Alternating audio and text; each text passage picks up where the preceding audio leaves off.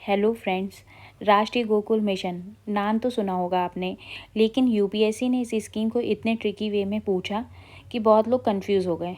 चलिए इसको कंसेप्चुअली समझते हैं। क्वेश्चन दिया गया है, consider the following statement about the Rashtriya Gokul mission.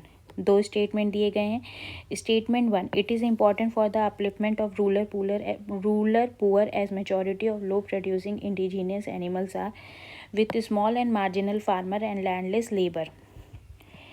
ये स्कीम रूरल पुअर के अपलिफ्टमेंट के लिए इम्पॉर्टेंट है क्योंकि लो प्रोड्यूसिंग इंडिजीनियस एनिमल ज़्यादातर स्मॉल फार्मर के पास होते हैं। स्टेटमेंट 2 कह रहा है, it was initiated to promote indigenous cattle and buffalo rearing and conservation in a scientific and holistic manner. इसका एम इंडिजीनियस कैटल और बिफेलो का साइंटिफिक ब्रीडिंग और कंजर्वेशन है। ये लॉन्च हुआ था 2014 में। इसका एम है इंडिजीनियस ब्रीड को इम्प्रूव करना, दूसरा मिल्क प्रोडक्शन बढ़ाना, तीसरा फार्मर की इनकम इंक्रीज़ करना। स्टेटमेंट 1, इंडिया में स्मॉल एंड मार्जिनल फार्मर के पास लोकल इंडिजीनियस ब्रीड होती है। ये ब्रीड लो मिल्क प्रोड्यूसिंग होती है, इनकम भी कम होती है।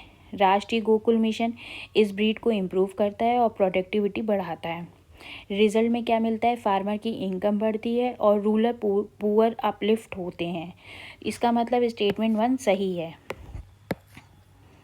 Statement 2, indigenous cattle and buffalo breed का conservation, scientific method, genetic improvement and breed selection.